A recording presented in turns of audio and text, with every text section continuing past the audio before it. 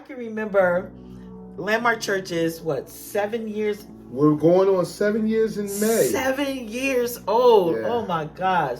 Man, God is so good. Yeah. But I remember when we first started all of this, I remember Elwood coming home from his nice, stable assistant pastor's position, meaning that the weight wasn't on him, it was somebody else, and said to me that he believes that God has called us to start a work, which means that he felt like God called us to plant a church.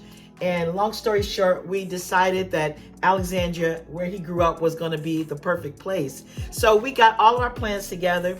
Kaylin had just graduated high school. The boys were, 3 or 4 years old at the time, very young, still in preschool. And the idea was we were going to go to a hotel while the apartment we applied for would get ready. And Elwood calls me one day and he says, the apartment fell through. Yeah. So we don't know where we're going to live. We're in a hotel, but it's okay because we'll be in this hotel for, a week. A couple weeks. About a couple weeks or whatever. At max. Yeah. What ended up happening is that we went for 3, 4, 5, 6 weeks. Now, and money's running dry. Money's running dry. We're living, you guys, in hotel to hotel. We were homeless. First of all, we had trash bags. We didn't have suitcases. We didn't have suitcases. We were turning stuff in trash bags with 2 babies. 2 babies who were still on bottles and diapers. That's right. And a son graduated from high school. That's right. Carrying his big old computer around with him. But anyway. That's right. So we're going from place to place and we're making light of it now. But it was the worst experience of our lives. Here we feel like God called us to go do something major. And we're in a place that's not permanent, not our home. It was so hard. I can't even put words to it, how hard it was. I remember one time, and speaking of storms, I just felt like, man, this was a storm that we were going through. I remember driving to the post office because we were waiting for a check to come. And on the way going to the P.O. box to get the check, the boys are in the back crying. And I had just enough formula because they were 8 to 9 months old. So we had enough bottle for them for that day. Oh, I thought they were 3 or 4. They No, were younger. No, remember this was, not 3 or 4. They were just babies. They weren't even 1 year yet. Okay. They, barely 1 year. Okay. Yeah. Barely 1 year. That's right. They were barely 1 year old.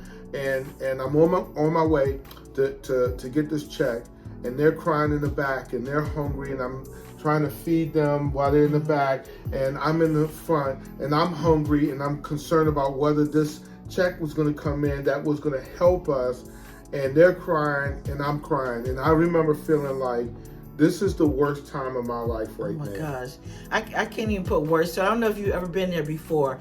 And what it felt like, honey, and you already kind of alluded to this, but it felt like we were in a storm. And I don't know if you've ever been in a storm before, that a frightening storm that you have no control over. That's what it felt like. We had no control over. Yeah. It was the toughest time in all of our lives. So we today want to talk to the idea, because we're in this whole Refresh series, how you can have peace in your storm.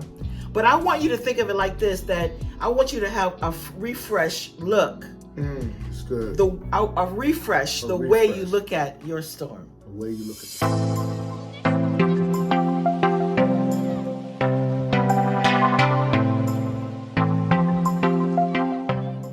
So again, I want you to have a refresh the way you look at your personal storm or the storm that you're in.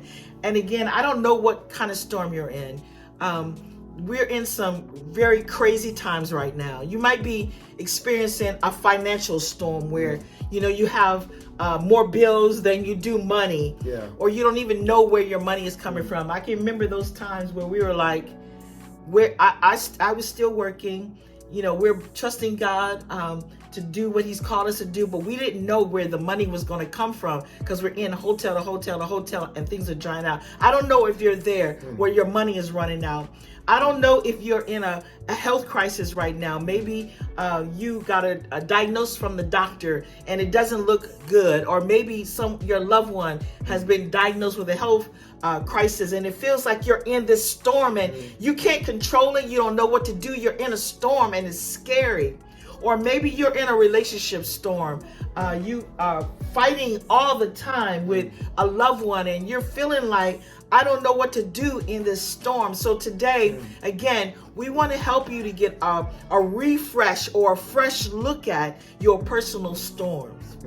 Honey, I know there are times you pastor and you talk to a lot of people, and so you know right now people are going through some really difficult times. I mean, one of the major storms that's happening just currently is this new variant of the coronavirus. You know, the virus, the COVID, and the storms are numerous because everyone's getting sick. I mean, I got a friend right now who could have been into the hospital, could have went to the hospital, but couldn't go to the hospital. And that person ended up passing away because there were no beds in the hospital. And so now personally, their family is going through a storm. I got a call from another friend, and you heard me talking to her this morning. She just texted me and said, would you pray for me? Because my mom just passed. Their family is going through a storm. Yeah, and I mean, here's the thing though, and we say this often. You know, you may not be going through a storm right now, but you know what it's like to be in a storm. Yes. If you've ever been in anything, and storms are scary, they're unpredictable. I mean, I think the boys have this term, it's a jump scare. I mean, storms can take you by surprise like that. Now, let me add this too. Some of the storms are brought on us. Life happens, storm happens. Storms are inevitable. They're inevitable. They're going to happen. They're going to happen. And then there are other times we've made decisions that cause us to be in a storm. Like, for example, you shouldn't have went over there. And now you're dealing with the effects of your decisions. Or maybe you shouldn't have bought that. And so now you're dealing with the effects that it cost too much, but I'm still stuck in it. So it doesn't matter what kind of storm you're in right now, whether it's one that was brought on you or one you brought on yourself. I want us to have a refresh or a fresh look at our storm. So in Mark chapter 4, and Mark is found in the Bible, it is the eyewitness account of Jesus's life. And so Mark is telling the story of what has happened to him and his disciples, to Jesus' disciples. So Mark chapter 4, starting at verse 35, it says, that day when evening came, he said to his disciples, let us go to the other side. This is what Jesus said to his disciples. So they are following orders. Okay, I want that to sink in. Leaving the crowd behind, they took him along just as he was in the boat. There were also other boats with him. A furious squall or a big storm came up, and the waves broke over the boat so that it was nearly swamped. So get the picture. Jesus said to his disciples, come on, let's go to the other side. They all got in the boat. As they're in, I don't know why I always do this with the boat. we're doing that. But they're in the boat, and next thing you know, this gigantic storm, it appears out of nowhere, comes, and it's not just a storm. It's a storm that water is beating in, so much so that now the boat is feeling like it's about to sink. Now, what's so interesting about this, we don't have time to unpack this.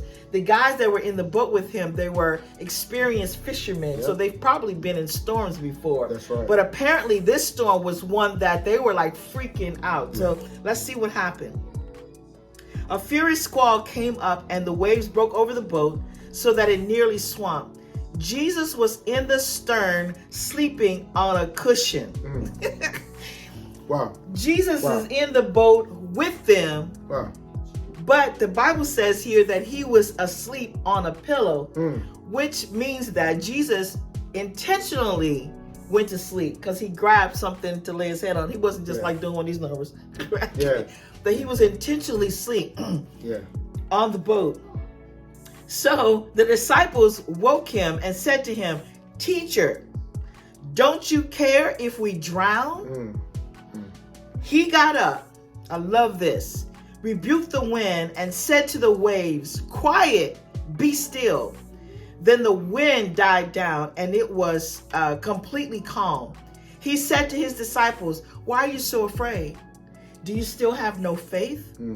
They were terrified and asked each other, "Who is this?" I love this part. Who is this? Even the winds and the waves obey him. So let's just take a little, refresh look at the storm. Yeah. I think we can learn a few things from these disciples, how they reacted in this storm. Again, I don't know what kind of storm you're facing. But honey, can we just say this too? As you were just reading, I was just thinking, everyone's in a storm. And so here's Jesus in a real storm, and he's asleep. Yeah. And I think almost everybody can identify with this. Yeah. Where you're in a storm, you're in a situation, and you feel like God's sleeping on you. Oh yeah. I can remember when we were homeless, going from place to place, trying to figure out what we're gonna do next. And it's like, God, where are you? Yeah. Because here's the thing, when you're in a tough situation like that, what you want to happen is that God just boom, rescue you and send $1 million check and open the door and all that. And sometimes, like we see pictured here, and we already know this in real life, that we have to go through the storm. Yeah. No, that's good. That's good. So go ahead. No, you got it, baby. You got it. So here's some things that we can learn from this passage and how they react. And I think it's going to be so helpful. So if you're in a storm today, this is going to help you so much. So even if you have to take notes, I want you to put it in the chat right now. Here's some things that we can learn. The first thing that we see is the storm, when it came, how the disciples responded. They went to Jesus. Yeah. But they didn't go to Jesus like, "God, our Father in heaven, most sovereign." They were honest. Yeah, they went real. I love that.